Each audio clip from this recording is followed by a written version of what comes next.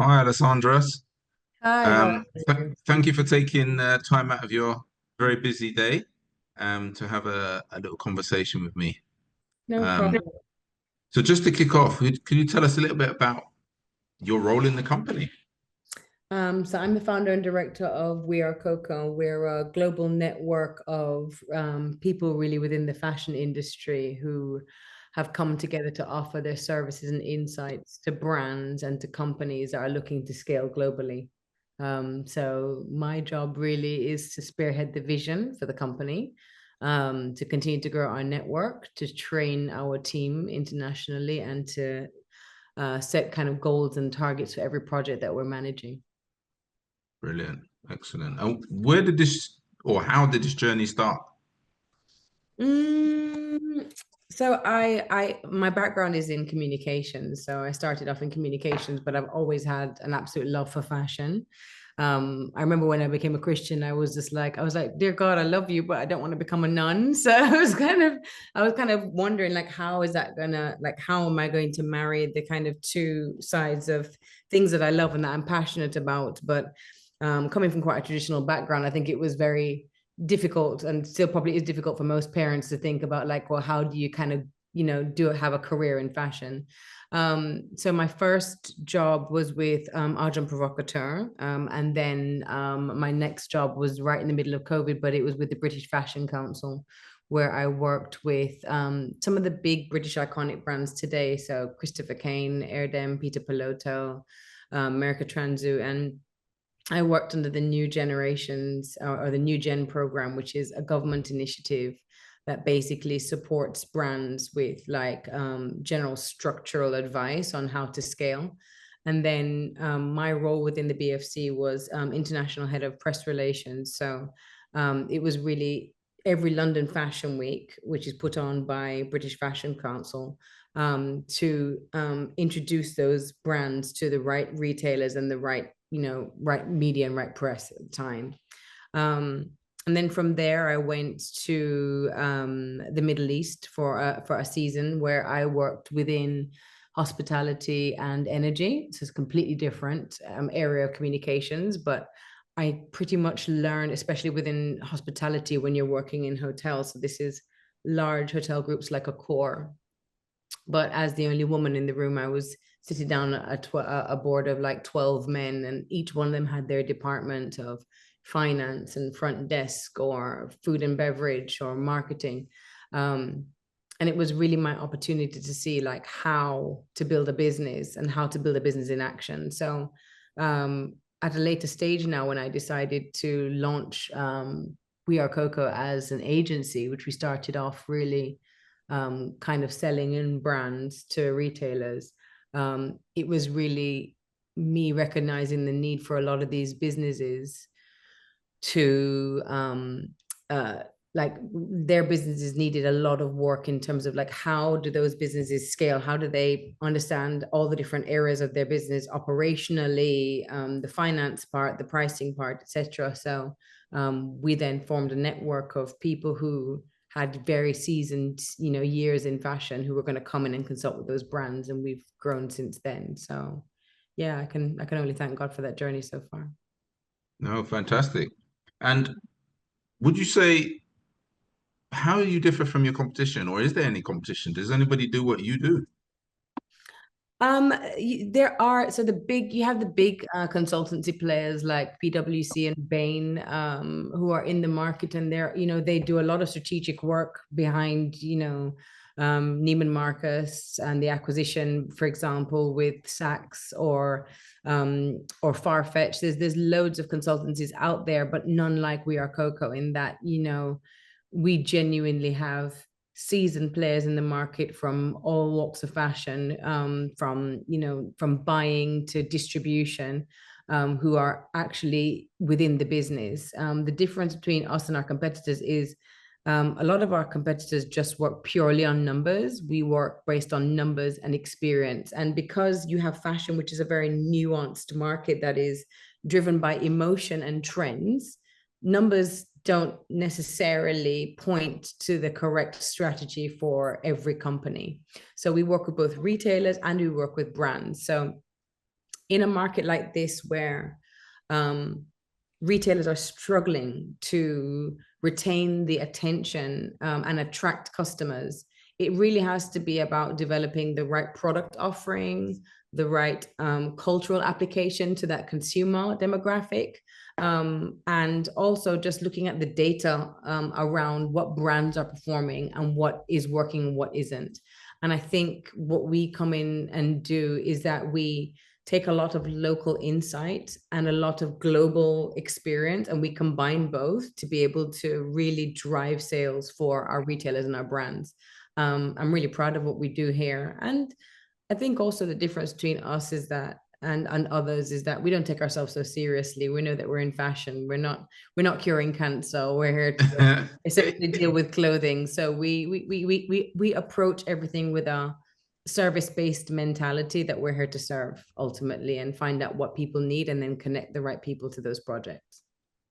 Right. But I also know that there's this network. It's really interesting because recently I was in Rwanda where I went to a farm, a coffee farm. 70% of the farmers female. So, when you think of farming, a lot of people, especially in the West, you tend to think of men.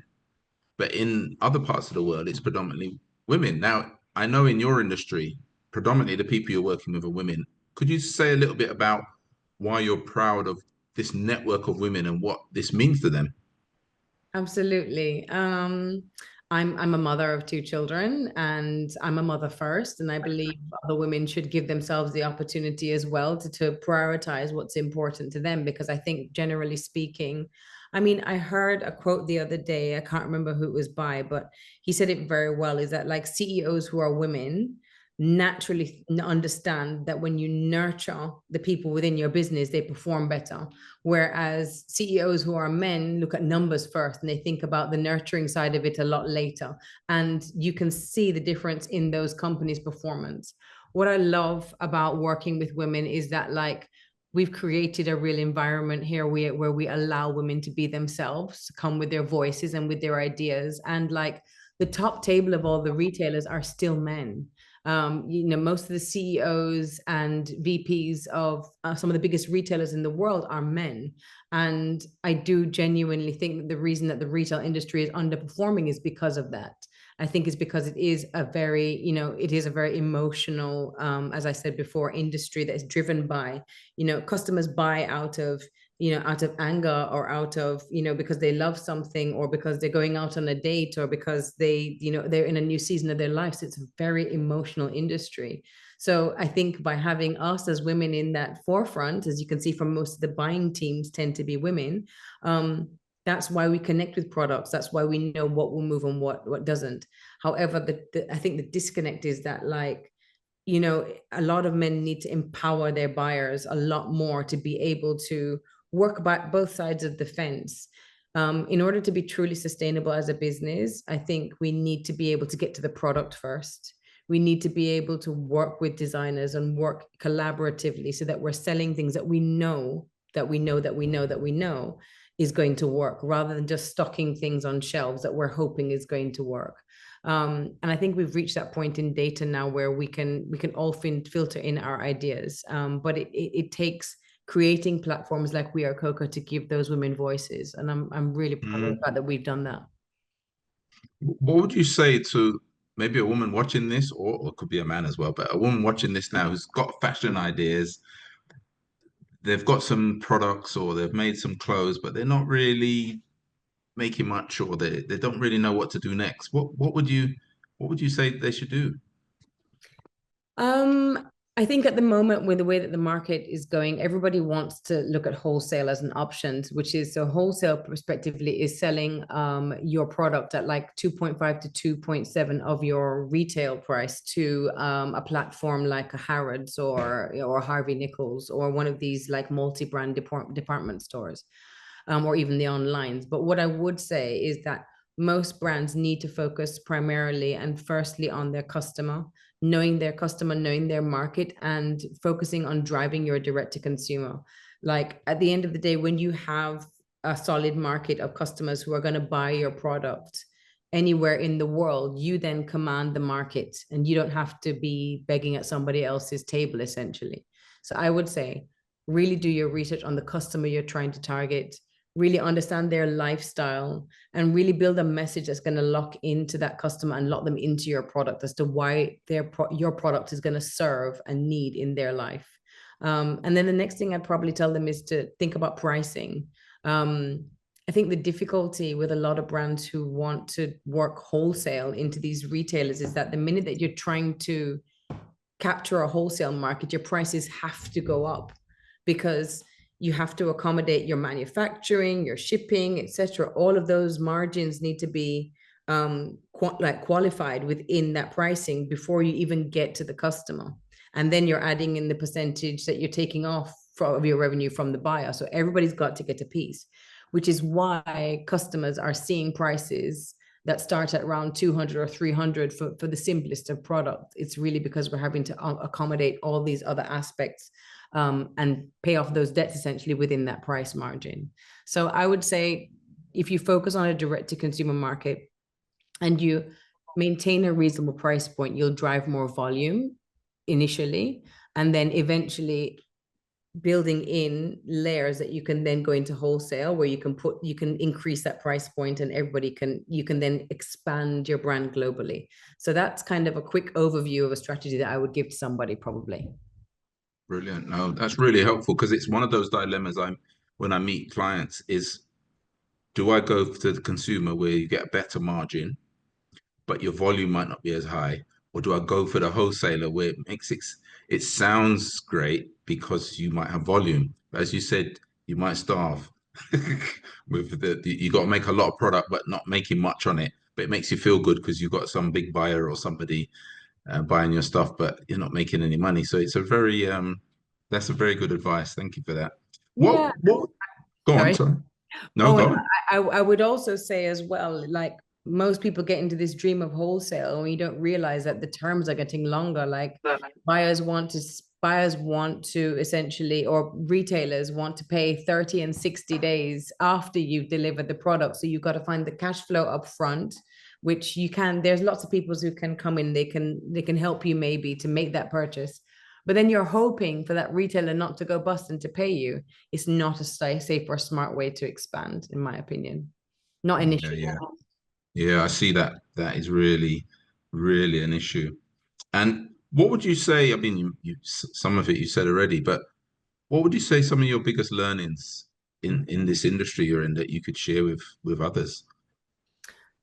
That it takes time and you have to be prepared to give it that time as well to grow. The thing I've also learned as well is not every method that works for somebody else is going to work for your company. So we really learned so many different methods in working with so many different partners. I've had the real pleasure of kind of being a bit more of a Mary where I'm sitting down kind of at the feet of a lot of people where I get to listen to how their businesses are working. I get to listen to what their challenges are. And then I get the opportunity afterwards or later on to be a solution for them or to connect them to the right people. I think that's the biggest learning that I've had out of everything is people need to learn to listen to each other a lot more, because I think like rather than us all trying to just use each other and just sell something, if you can listen to somebody else, you'll find that in the process you can be their solution. So that's the biggest learning that I've taken away. It's made me a better leader, it's made me a better mother, it's made me a better wife, it's made me a better director. Brilliant. Yeah, really interesting. I mean, it's something I try to live by. This but genuine belief in collaboration is usually better. Um, Tell us something. Do you have a daily routine? Oh man. Um I have two children, so as Rihanna said, routine becomes something that you have to. But I'm not naturally inclined to routine. But I mean, I would say that my day is supposed to start from 10 o'clock. I block out my calendar before so that I can spend time with the children, get them off to work, spend time with Jesus in prayer, like get myself solid first. Say goodbye to my husband if I have that moment as well, and then by 10 o'clock I'm supposed to start having my meetings, but my phone goes off by about 9 o'clock. And then everybody in the team wants to spend that time with me because you know, me serving them first, my team helps them to basically go out into their markets and do what they need to do. And each one of them, I usually have my own little pep talk with each one of them as well, make sure that they are okay, because they're women too, and they've got their own things going on, their kids, their husband, their lives. So I do try to spend that time with them in the morning first so that they can just be okay and ready to go and sow seed. Um, Mm. and then the rest of the day, I pick up my son then at 11:45. And then after that, I work a little bit more until around this time, 3 o'clock now. And then by the time they come back at like 4 o'clock, I don't do anything until the evening time, do their dinner. And then by 7 o'clock, I start working again until about 9. So that's usually my routine. But the weekends are sacred. I don't answer my phone on the weekends. That's it. Nice. A lot of people would love to have that, isn't it? Weekends are sacred. That's you, lovely. you have to create that time. It's just if you don't, it's not going to happen. And like I would recommend to anybody, even doesn't matter how busy they are, have a calendly and book out times you don't want anybody to meet with you or speak to you, and then stick to those times, because people will naturally then work within those funnels. They have to. And if it's really important, then you can move something. That's brilliant. Yeah. Well, I like to teach, we call it default diary, booking time for yourself, for your marketing and the things that somebody else can steal. So we say, if you don't book it in, you'll just give it up. So anybody says, are you free on Wednesday? Are you free on the evening? Are you free on this? And it's so easy to say yes because there's nothing in the diary. But if you get into that habit, as you said, to book in that time, no, I've already got to book in that time. They don't know that that might just be with your husband. But Exactly. nevertheless, I'm busy. And people just say, fine, can we do something else? So that's really interesting. I like that. That's brilliant. Is is AI something that is impacting on your industry yet? It is something that is gradually going to start moving the needle when it comes down to the accuracy of buyers. I've recently completed a course with MIT Sloan on AI, and we are now developing our own course under Internship for Mentorship, which is an accelerator program that we do, which basically trains the industry. And because we've got such high penetration of buyers within our network across the retail sector, we are working with them to train them on how to use this tool, how to integrate it within their systems. But the main thing with AI is data, first of all, like being able to clean the data and like allocate which data you want to manipulate within the structure of your retailer. And then the second aspect is building in the weighting. So what end do you want it to achieve, or what do you want to program in? There are a lot of AI tools that are coming out for the retail sector, which helps to manage things like inventory, private shopping, client relations, things like that. But there is still yet to be a tool that holistically manages the whole structure of the company, which is something that would be game changing in my view.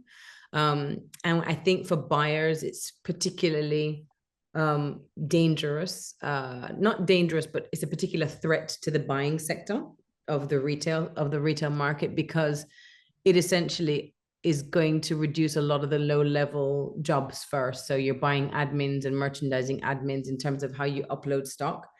But then I'm also speaking to an industry that is still working. A lot of these retailers are still working on Excel 1993. So I don't like it.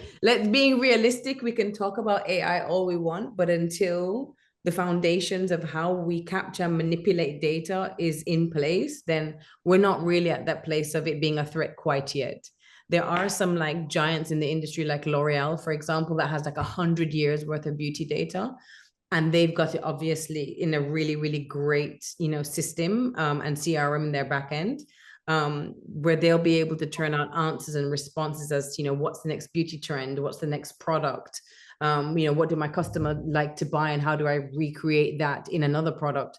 What fragrances are working, what smells do they? I mean, that kind of data is just powerful. But again, it's really dependent on the systems that we and the infrastructure that these retailers put in place first to then be able to build for the future. And that's where it is. It's just thinking about future proofing your business. And I think a lot of retailers do need to focus on this and double down on it as quickly as possible. Brilliant.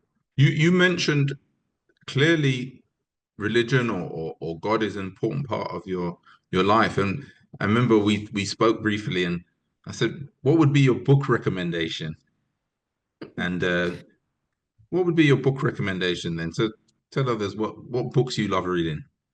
Well, thank you for giving me the opportunity. I appreciate that. No, like so I would say the only Bible I really do read consistently is the Bible, just because genuinely I'm reading so many emails and text messages. Other than that, I do not get time. But it is the one source that I have of just wisdom. It applies to daily life. It gives me kind of the strength and guidance that I need, and it always speaks to me. So the Bible is the one thing I do read, and I read it to myself, I read it to my children. I actually have, and this is something that I would give to anybody, but I've got prayer points that I stick around the house. And they're like in my kitchen, they're in each one of the children's rooms and in my bedroom.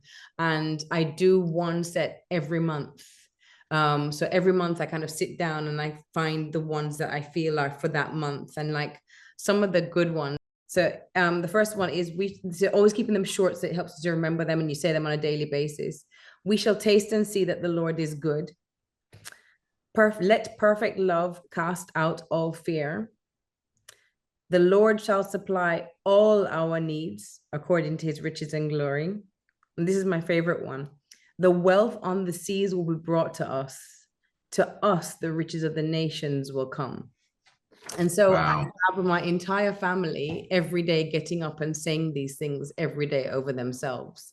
And so, like, everybody finds, I think, their own little way of doing their affirmations or their meditations, or, so I just think by simply just having just 4 little points and being able to speak out into your existence what you're expecting to see in your business or what you're expecting to see in your life, in your marriage, in your family, it's really important just for your whole family to be focused towards those goals. And you would be amazed to see what happens in your business and in your family. Yeah, it's absolutely it's something quite difficult to convince some people about the power of language.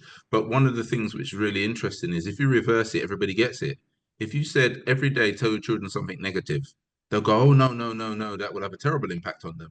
So we say, well, therefore, doesn't that make it clear that if you tell yourself positive messages every day, it does have an impact? So people tend to think, oh, if it's positive and it's all sort of esoteric and all kind of, it's all a bit woo-woo. But people clearly see it if it's the negative. And we have so much social media and stuff, messages and all kind of crazy stuff going in our heads. It's like here I'm currently in Cape Town, and there's so much happening. You see somebody in a lovely car and then somebody with bare feet. Yeah. It's a very strange environment, And and how did they get sometimes there? we need grounding. Yeah, we need How did grounding they and get stuff. there? And we're all here to learn from other people. We're looking at Elon Musk. We're looking at all these big people and wondering how you got there. Like, and you know what? It starts with a to-do list.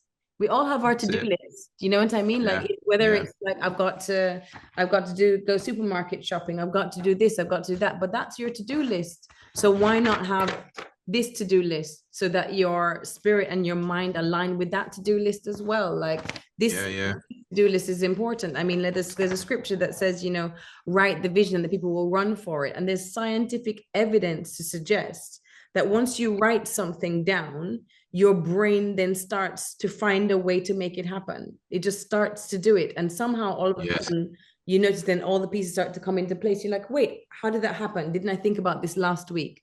So it's really important. Just keep it in front of you. What is your to-do list? What's your big vision, no matter what it is? And I always have a rule of 4. I do it with my clients. I do it with I do it with anything. Break it down to 4, because 4 is digestible. 4 is easy. 4 is order. It doesn't matter how complex the project is. Break it into 4 ah, phases. that's interesting because I hear a lot of people say the rule of 3, but it's interesting. The rule of 4 is slightly different, but it's the concept's the same. Just Yes. keep it tight enough so you can focus and some people have so many things they're trying to do. It's impossible to even be focused. So it's nice to have a number that is manageable. It's a bit like phone numbers. You know, if somebody says a phone number and they don't pause, it's very difficult to write it correctly the first time. Even credit cards, isn't it? Credit cards goes Yes, four numbers, four correct. numbers, Yeah. four numbers, four numbers, because otherwise you keep typing it wrong.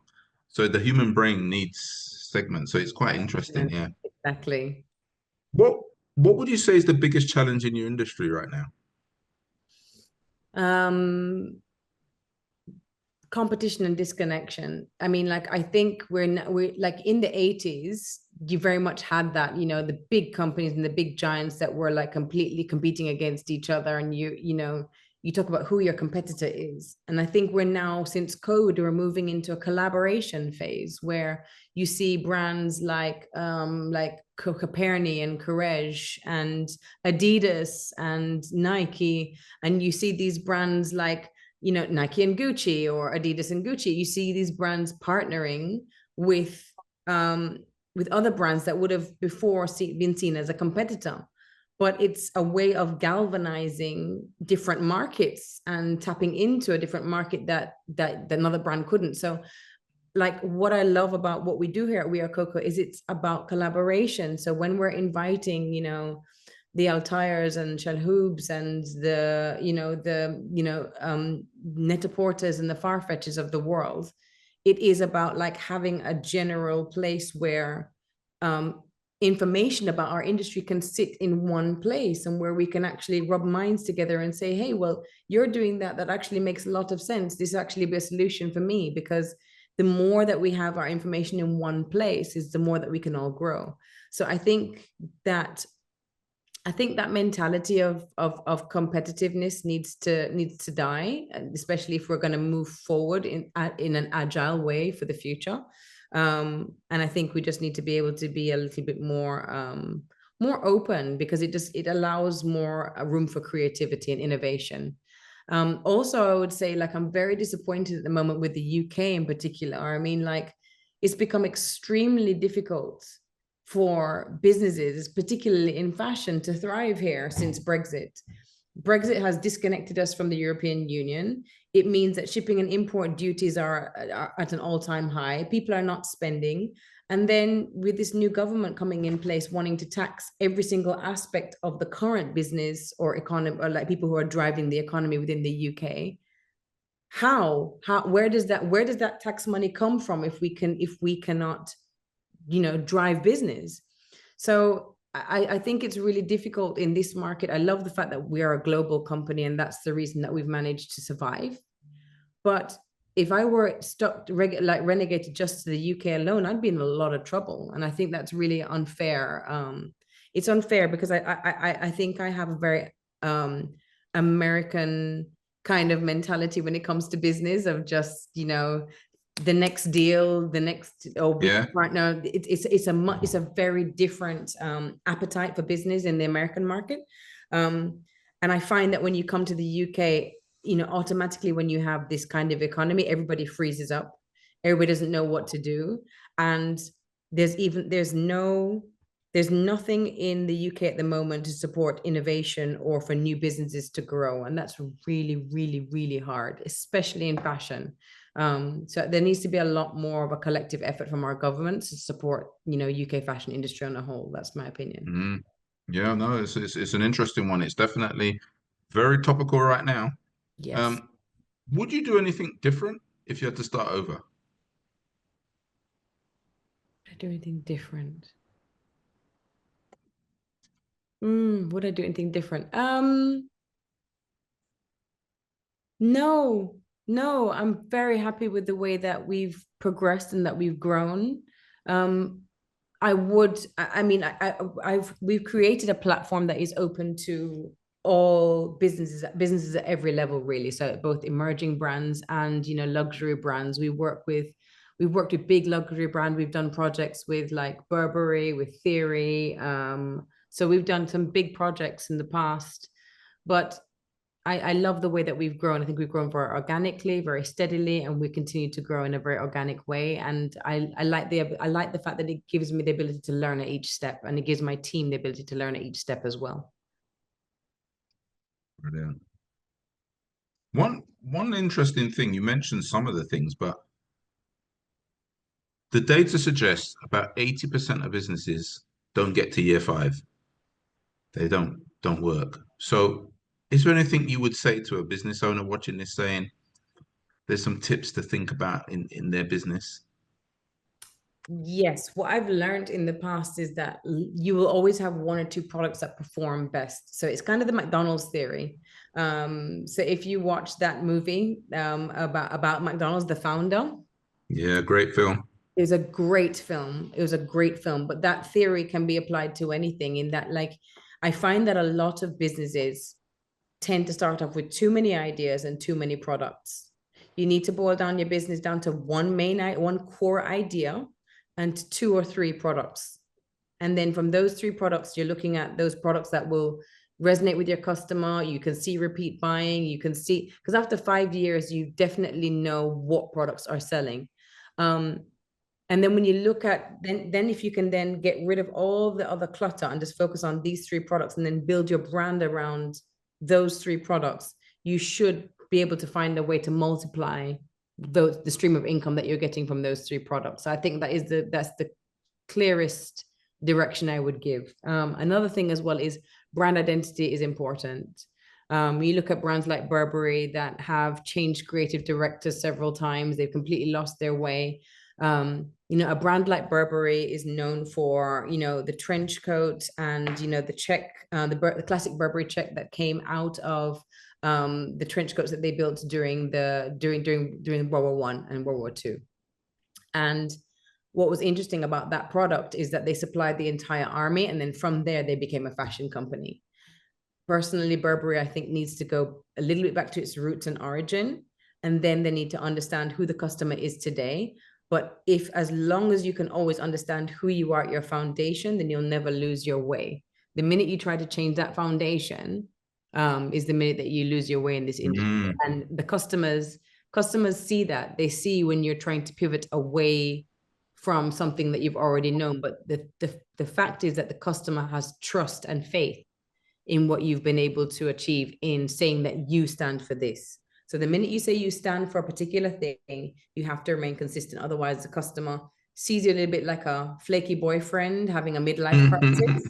And then all of a sudden, they don't want to be in a long-term relationship with you anymore. So that's the most important thing. Yeah, that's great advice. Some people might remember where they tried to rebrand Coke and they brought out a new Coke and it almost bankrupted them. It literally could have destroyed the company because people said they don't care.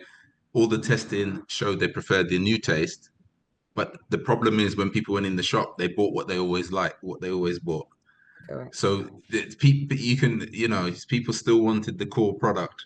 Don't change it, and it's interesting that they've just stuck with that now. They've brought new things, but they've kept the original.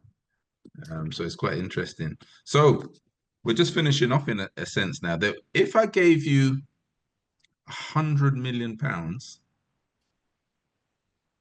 what positive change could you do to build a company or build a business? What would you do with it? It's a lot Um, of money. It is a lot of money, but I see too many women in this industry to realize some of the struggles that we have of wanting to achieve our dreams, but not having any kind of corporate help and feeling like we have to leave our children at home and then go into the office. So the very first thing that I would do is build a creche within our office and build a learning center as well. So something that has like nannies and support so that women can bring their children into work if they need to and they have that support. That's one of the very first things that I would do. The next thing that I would probably do is probably help to put some of those kids through school as well. So like make that a part of it as bonuses. So rather than applying bonuses to people for the year, I'd probably put that bonus in like a trust for each, if you have children, that it actually helps you through school. So we actually help another generation of people, of children behind us. And the rest I'd probably genuinely spend on some kind of yacht or small island for myself where I could just maybe have a little bit more time for myself. Why not? Why not? Bit of relaxation is always good. And my final question really is just, have you got any other tips you give, those would-be business owners or business owners maybe watching, thinking, wow, this sounds really exciting. But what couple of tips could you leave them with in terms of where they go, their business? I think fashion is a rat race. It looks really glamorous on the outside, but it is hectic. So you really have to love it if you're going to be in it. But I would say, like anything that you do, you have to love it. Don't stay in anything, in any company where you are not passionate about what you're doing. Don't just do a job just to do it. I don't think it's worth it, especially in this day and age, especially after COVID. Um, the you know when I left PR and communications, I remember like leaving with one salary. I had like 1 month of salary, and I said, okay, God, well, they say you're a provider. Okay, let's see that provision. Let's see you provide. And the first month after I left my job, I matched my salary. The second month I doubled it, third month I tripled it, and I've never been without. So I would say, like, as long as you're passionate about what you're doing, there's money in it. It doesn't matter what it is. It could be, reading tea leaves, but as long as you are passionate about what you're doing, you will find a way Yeah, to monetize that. But it starts with passion first, and deep love and commitment. that's brilliant. So thank you so much for this, taking a little time out to give us all these nuggets. I'm learning all the time as well, so it's been absolutely fantastic. So thank you so much for your time. You're welcome. Thank you for having me, Asari. Pleasure.